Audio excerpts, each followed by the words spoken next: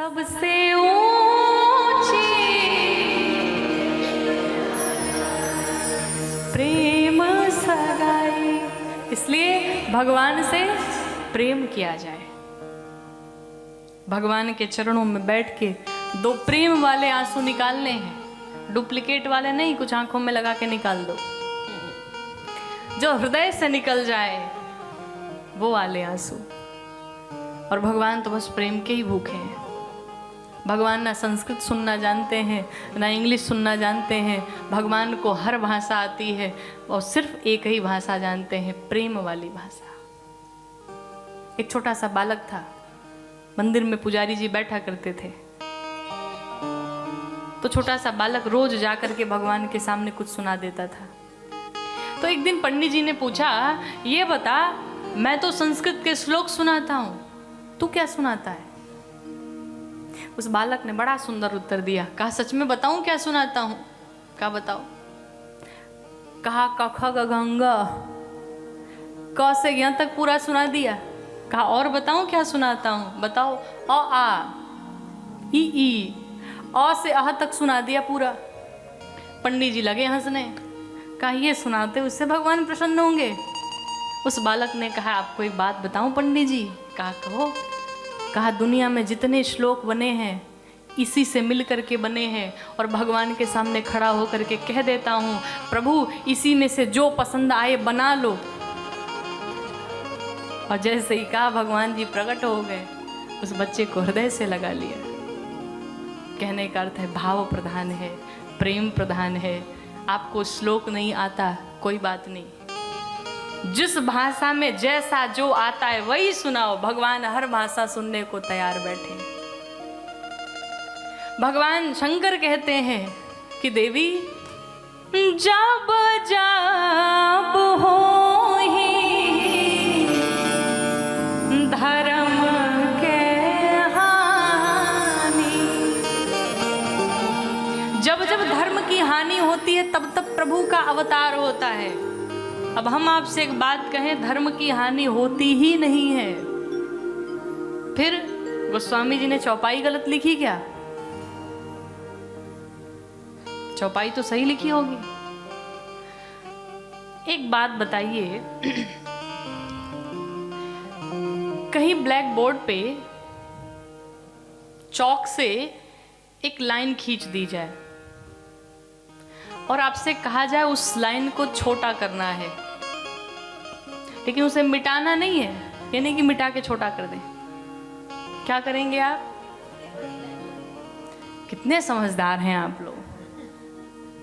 दूसरी बड़ी लाइन खींच देंगे, वो अपने आप छोटी हो जाएगी। अर्थात वो जो पहली वाली लाइन है वो धर्म की लाइन है, और जो उसके सामने एक बड़ी लाइन खींच दी गई वो अधर्म की लाइन है।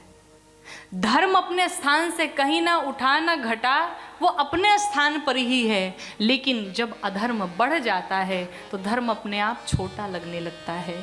इसीलिए गोस्वामी जी ने लिखा, जब जब हो धर्म की हानि तब तब प्रभु का अवतार होता है। भगवान शंकर कहते हैं, देवी भगवान के जन्म के कई कारण हैं, बहुत कथाएं हैं, लेकिन जन्म में एक दुई कहूँ बखानी, मैं आपको जन्म के 5 कारण बताता हूँ। भगवान शंकर ने माँ भवानी को जन्म के 5 कारण सुनाए। कहा, देवी पहला कारण है, भगवान नारायण के 2 द्वारपाल हैं, एक का नाम है जय, दूसरे का नाम है विजय।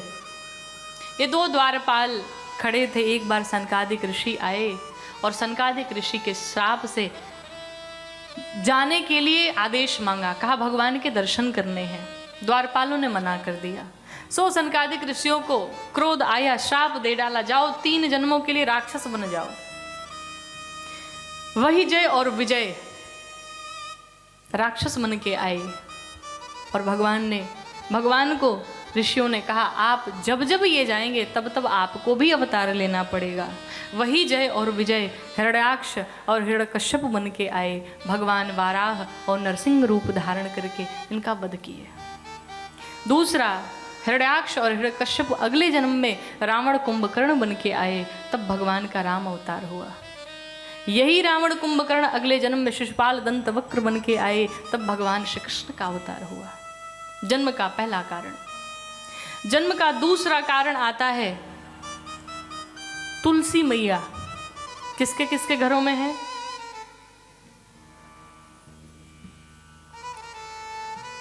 यही तुलसी मैया, पूर्व जन्म में इनका नाम था वृंदा। जिसके घर में तुलसी न हो वो अवश्य लगाए, क्योंकि भगवान तुलसी मैया से बहुत प्रेम करते हैं।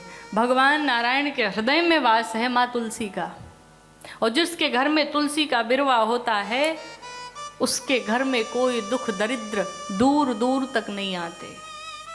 सकारात्मक ऊर्जाएं बनी रहती हैं। तुलसी मैया की बड़ी महिमा है। तुलसी की कंठी माला जो धारण करता है, कहते हैं कि यमराज उसे दूर दूर तक देखते भी नहीं है। उसकी जब मृत्यु होती है तो भगवान के पार्षद उन्हें ले जाने के लिए आते हैं। कहते जो तुलसी की कंठी धारण करता है और प्रत्येक दिन जो स्नान करता है, वो एक साधारण सा जल जब कंठी से होकर के जाता है तो वो गंगा जल बन जाता है। अर्थात आप प्रत्येक दिन गंगा जल से स्नान करते हैं जो अपने गले में कंठी धारण किया हुआ है। तुलसी की बड़ी महिमा। कहते हैं जो तुलसी की अगर कोई व्यक्ति मर जाए और अगर उसे तुलसी की लकड़ी से उसका अंतिम संस्कार किया जाए तो भगवान उसे कई करोड़ों वर्ष तक अपने धाम में उसका वास कराते हैं।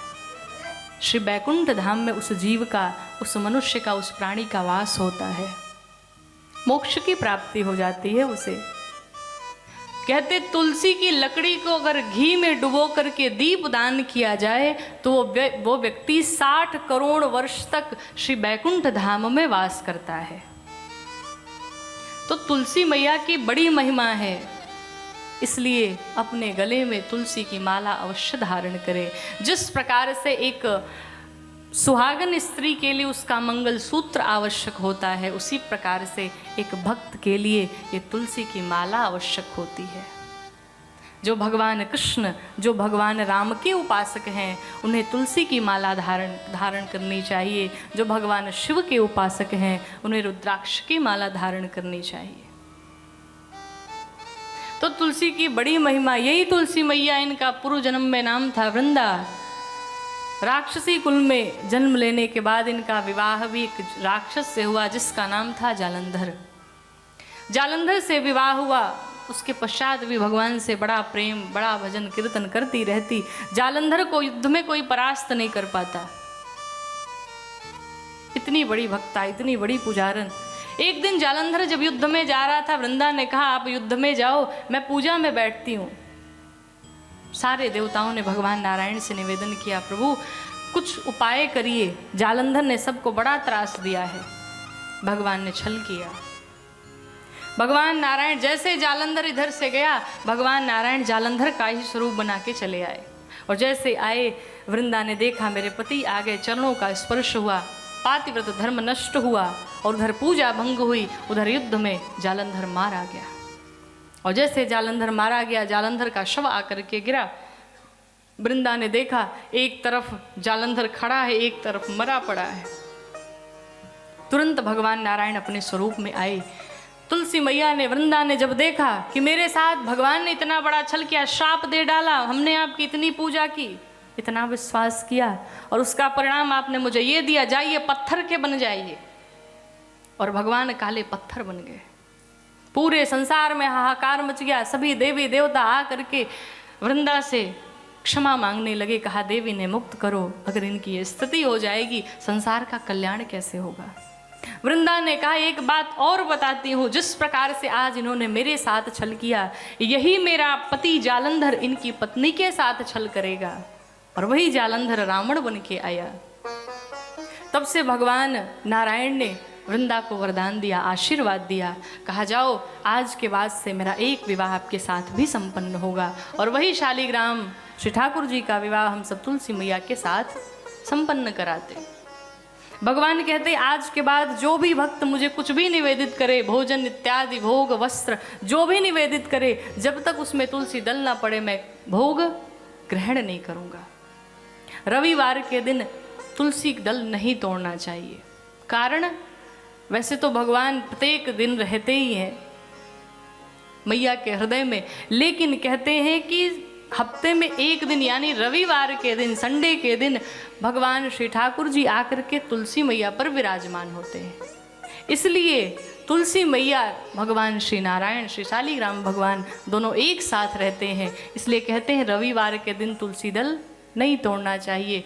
एक दिन अगर आप तुलसी का पत्ता तोड़ के रख लेते हैं तो अगले 3 दिनों तक उसका भोग लगा सकते हैं।